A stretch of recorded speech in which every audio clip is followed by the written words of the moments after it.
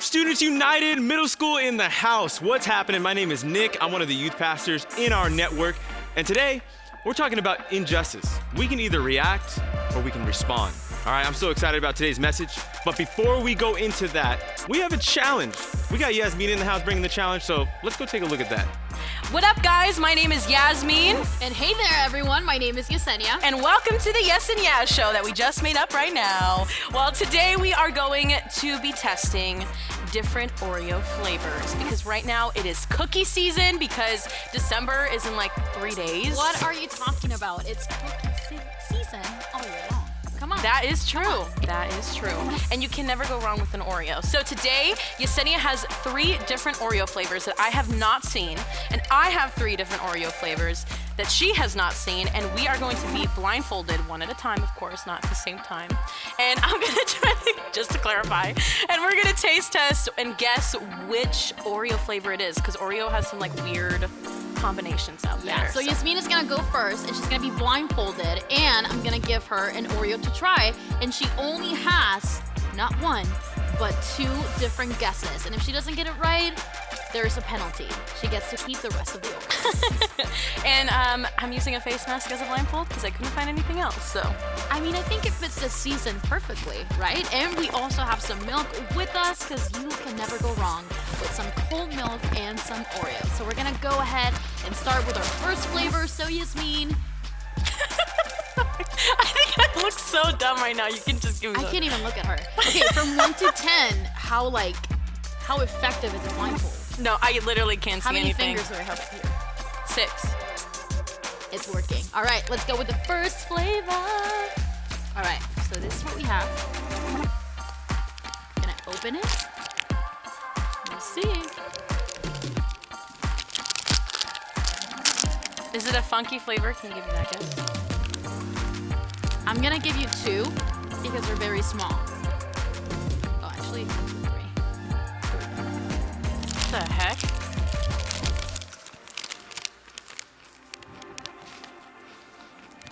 Okay. I think it's either a toffee or caramel. Like caramel chocolate. Are those your 2 guesses? Then you are not correct.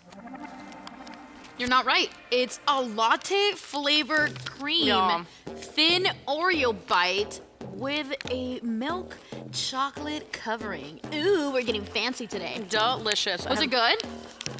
Oh, I would yes. definitely recommend. That sounds amazing. All right. Oh, it's my turn? Cool. All right, here we go. My eye keeps Now twitching. it's my time to put a face mask where it's not supposed to go. My eyes. Ooh. If that's how ridiculous I look, this Oh is my some gosh. good content. It works. I can't see anything. Woo. All right. I think you're gonna like this one. Oh yeah, this is the flavor. I'm already waiting for it. I'm like, here. Okay. Oh my gosh.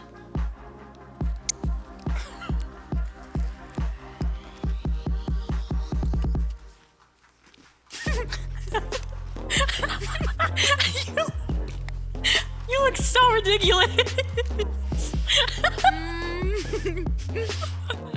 It's s'mores. You think it's s'mores? Mm-hmm. Is that your final guess? Well, I have 2 guesses, right? Mm-hmm. Is it s'mores? No. Okay, one more guess then. It's not s'mores. You guys even see what I'm saying? Yeah. Like, not s'mores? What the heck? Is it marshmallow flavor then? No? Nope. It's dark chocolate fudge covered, like fudge covered dark chocolate. It did not taste like that. It's really good, but I love marshmallows, so I can only imagine.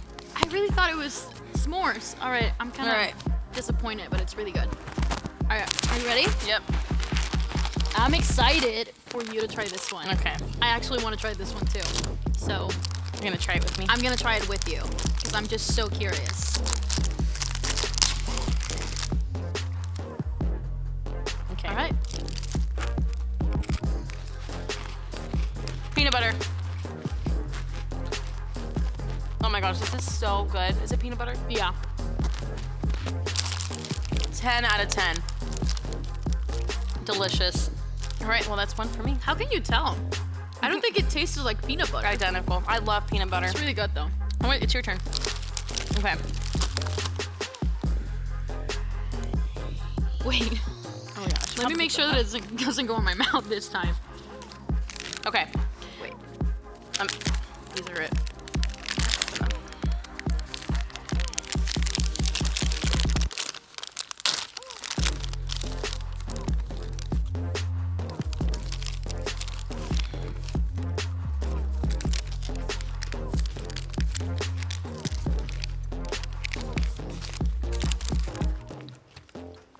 What do you think? Vanilla cream? Close. Yeah? Buttercream? No. What is it? White fudge. What in the world? That one is my favorite. Yeah. Did I just spit? I'm so sorry. I tried it with you. I like the peanut one. All right, let's knock this one out fast. Let's do it. You need to blindfold yourself now. Oh yeah.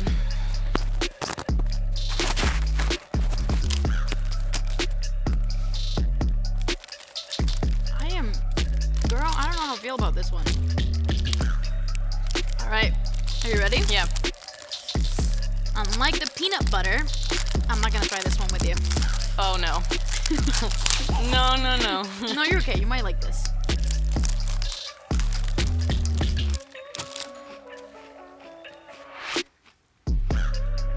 Ew. Just like Pepto.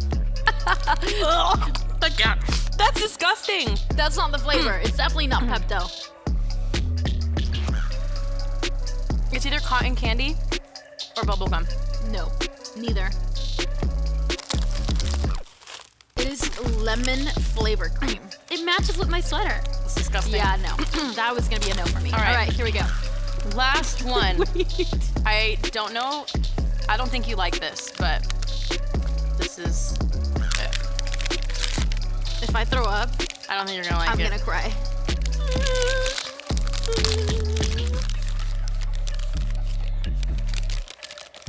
It's another one of like the little mini ones.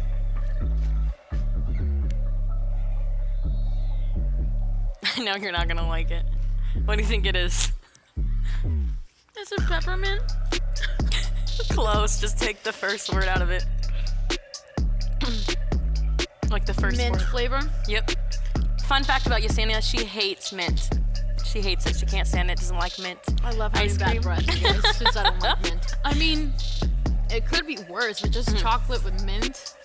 Not a fan. Alrighty, guys. Well, let us know if you try any of these Oreos or if you have any yummy Oreo recommendations. But thank you guys so much for joining us today, and we'll see you guys next week.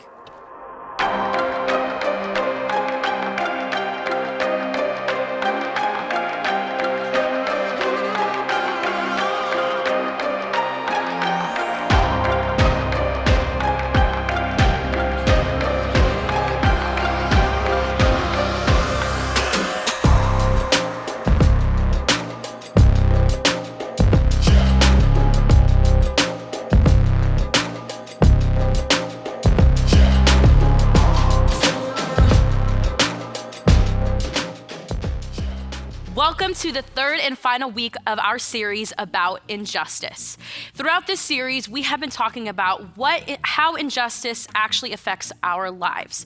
Because sometimes we see things in the world or things that happen to us that are just straight up terrible, unfair, and just not right at all. And we're talking about this because God really does care about injustice. So this week, we are going to be talking specifically about what happens when injustice happens to us. But before we dive into the rest of the message, we're going to hear a story from Yesenia when injustice happened in her own life. Today, I want to share a story with you of a time when I was in middle school. I was actually in 8th grade, and I remember for the first time ever in my life, it was a season where I really started questioning myself. And every single morning, it was literally the same issue. What shoes should I be wearing? Does this match with my outfit? Oh my gosh, my hair is such a mess. Like, oh, what do I do? Like, it was very frustrating every single day. And as if that wasn't hard enough, I remember in my 8th grade English class, there was this 2 boys in my class who I mean, we were kind of friends. I wouldn't say we were necessarily friends, but we were classmates. So meaning I would see them every single day in my English class. And back then, my hair used to be very, very long. I know my hair is kind of long right now, but I'm telling you, it was so long.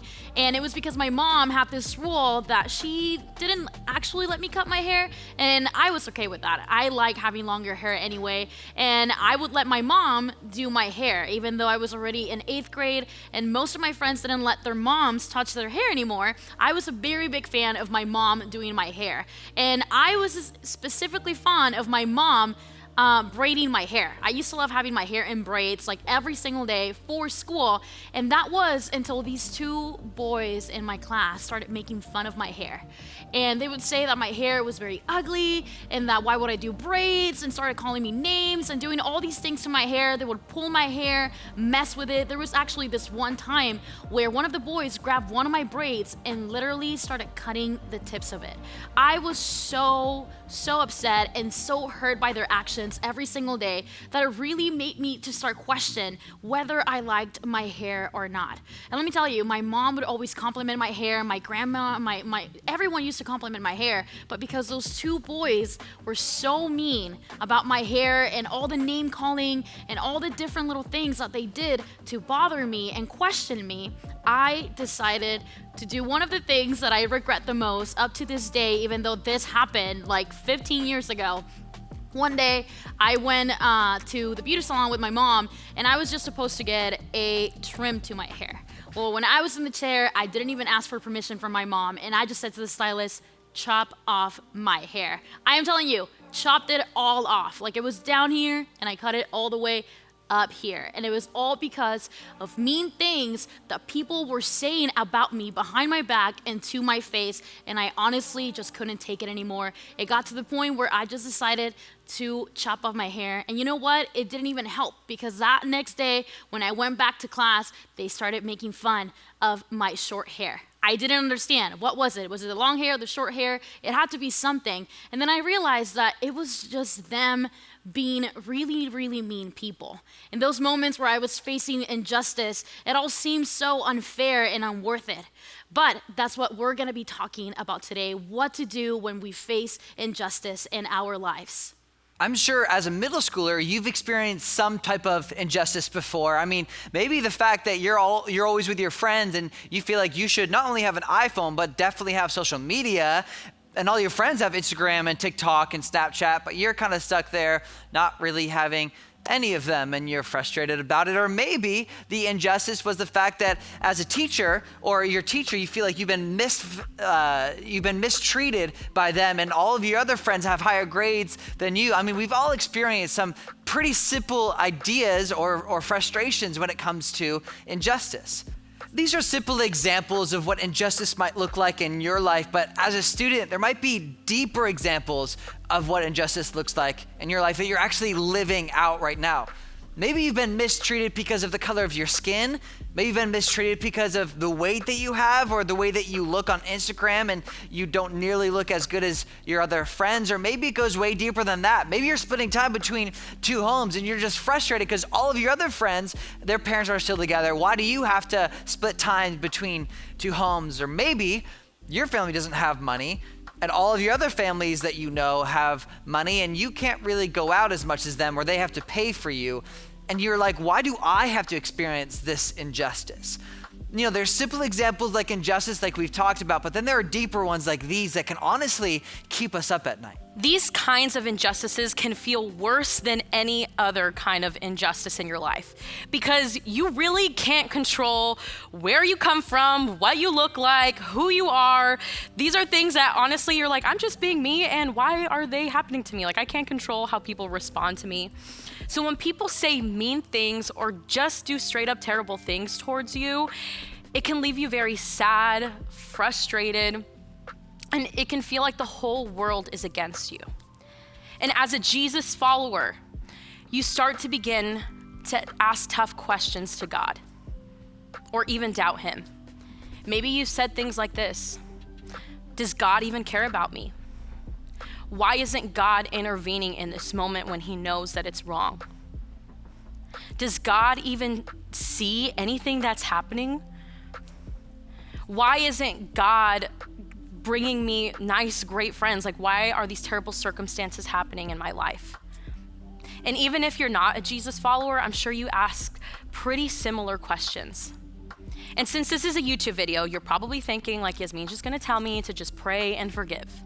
Spoiler alert, yes, I am. But yes, you should pray and forgive, but that is not all that God wants. Because that's only part of the thing that we should do when injustice happens to us. When it comes to dealing with injustice in our lives, there's actually so much more to it than that. No one better understood the feeling of injustice than Jesus. That's not just because when he saw injustice, he took action to make it right, but it's because he experienced it himself in the most extreme and painful way possible. You may know the basics of Jesus' crucifixion and death on the cross, but if you don't, that's okay. That's exactly what we are going to be looking at today. You see, Jesus, the Son of God who came to earth, was perfect. In other words, he never committed any sins or wrongdoings when he was here on earth. After all, he is literally God who walked on earth. But because so many religious leaders didn't like what Jesus was teaching, or the fact that all of his teachings were very, very popular, they wanted to get rid of him.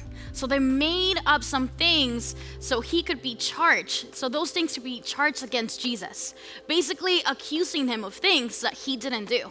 And those accusations led to Jesus being arrested and brought in front of a government leader, a guy named Pilate. Now, alongside Jesus, as he went in front of Pilate, was a guy named Barabbas. He had also been arrested, but the difference between Jesus and Barabbas was that Barabbas was actually a criminal. He had done some pretty bad things, and there he was standing next to Jesus, even though Jesus had never done anything wrong his entire life. Every single year, back thousands of years ago, about 2000 actually, when Pilate was basically the president of the region and Jesus was basically he could be set free by Pilate, this president, because every year they set one person free, one prisoner, and Jesus is standing there.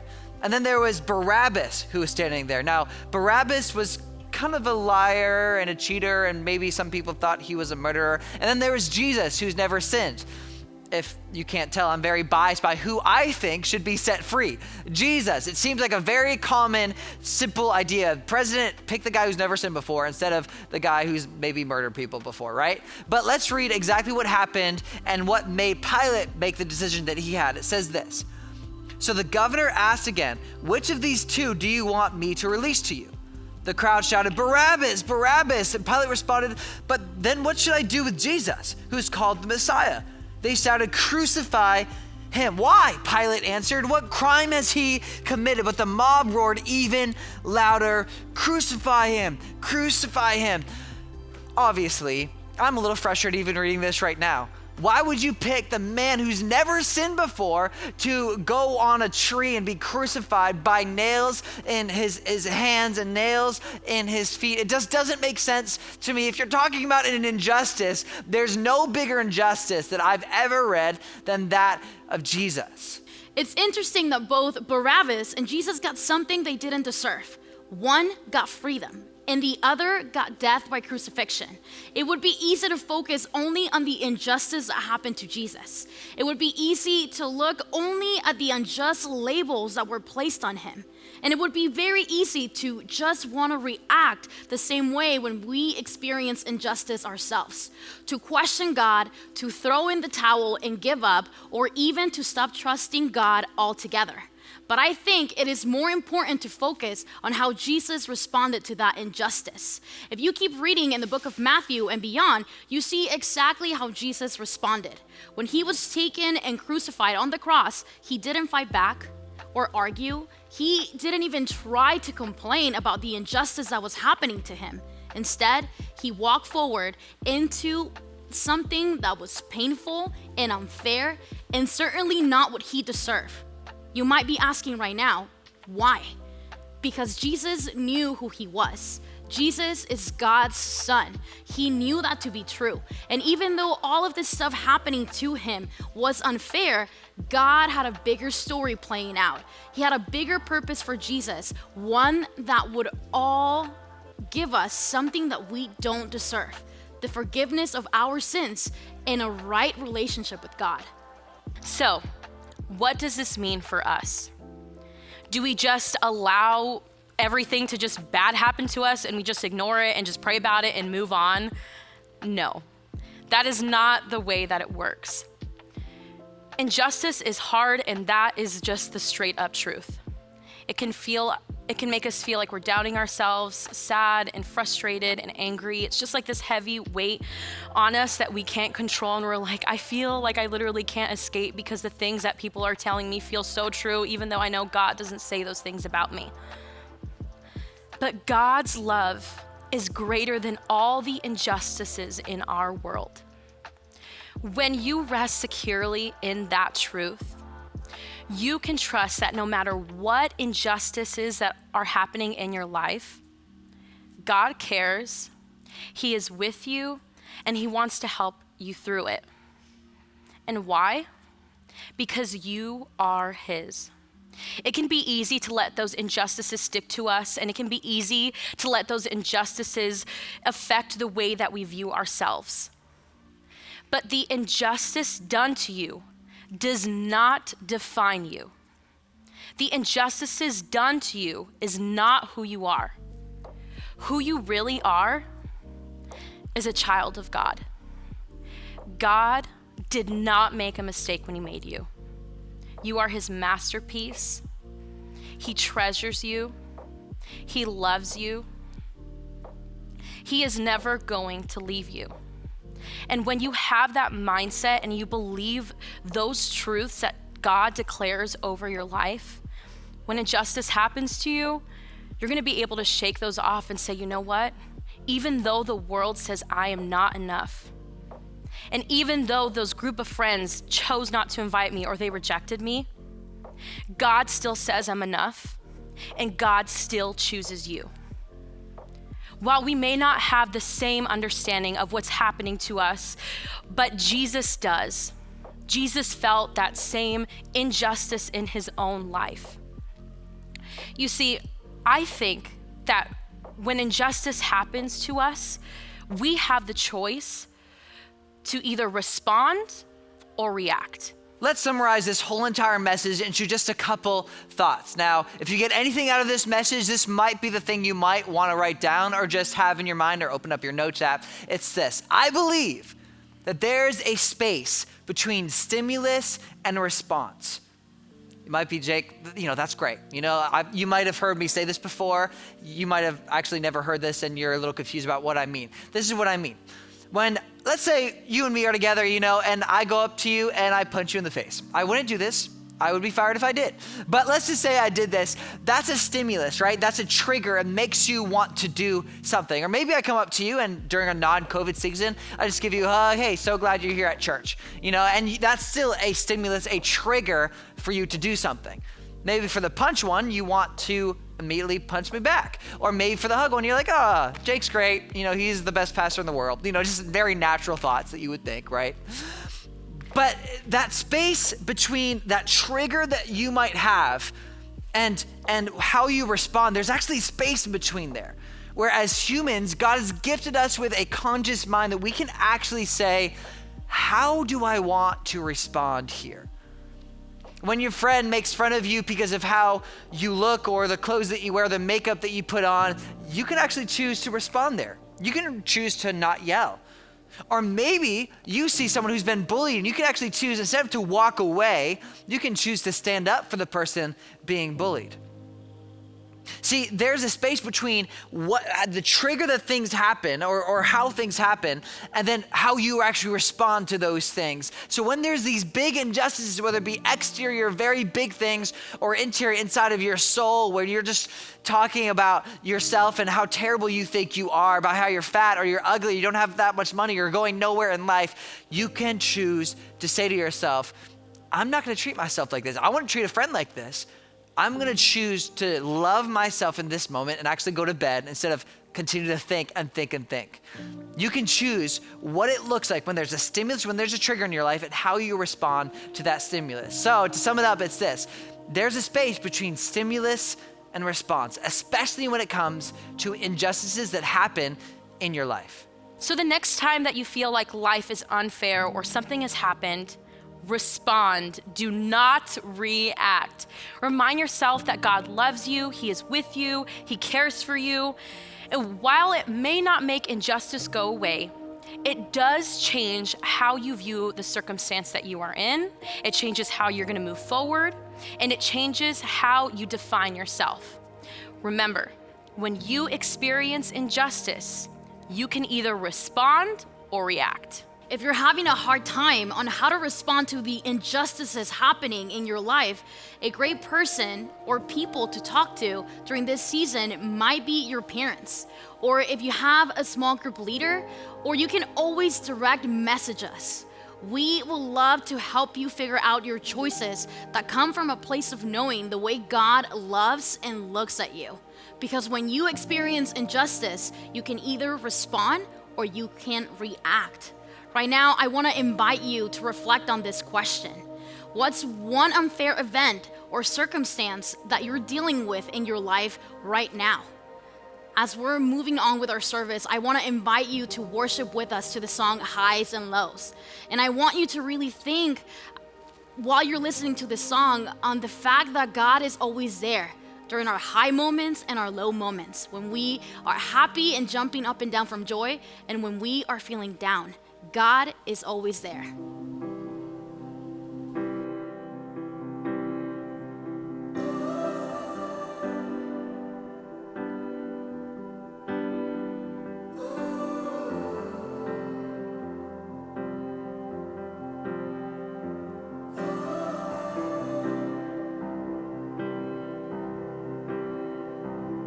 When it feels like the dark lingers longer than the night, when the shadows feels like giants, are you chasing me down?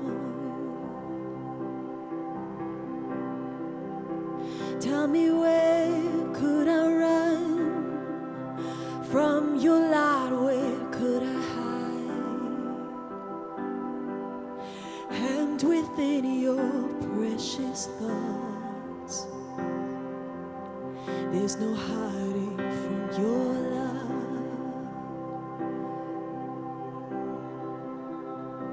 Highs and lows, Lord, you're with me either way it goes.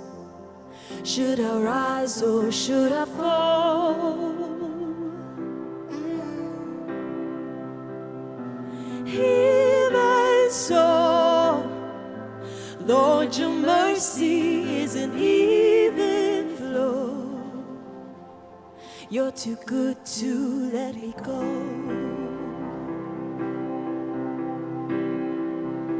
Should I dance on the heights or make my bed among the dead? Your mercy waits at every end, like you planned it from the start. Should the dawn come with wings or find me far side of the sea, there your hand still fastens me ever closer to your heart. Oh, highs and lows, Lord, you're with me either way it goes. Should I rise or should I fall? Even so, Lord, your mercy is an even flow. Should I rise or should I fall?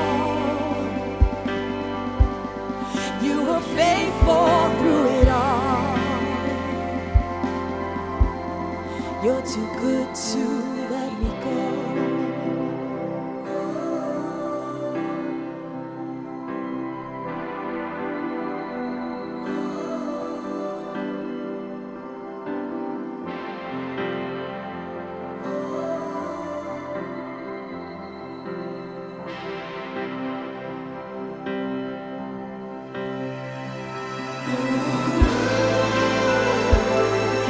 Oh God, you are faithful.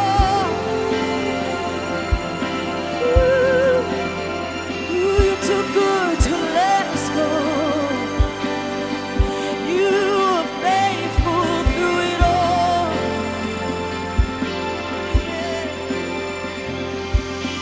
Highs and lows, you surround me the way it goes. Should I rise or should I fall?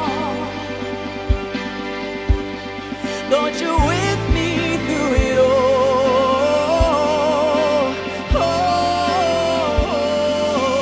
Highs and lows, in the rhythms of your grace I know. Should I rise or should I fall? You are faithful through it all. You're too good to let me go. Wow, middle school, I hope that you guys are as blessed as I am today. That was such a great, encouraging lesson. Hey, before you leave, okay, we've got all kinds of different lessons, messages, interactions, challenges, games. They're all on this channel. So make sure you check out something, and we'll see you on the next video.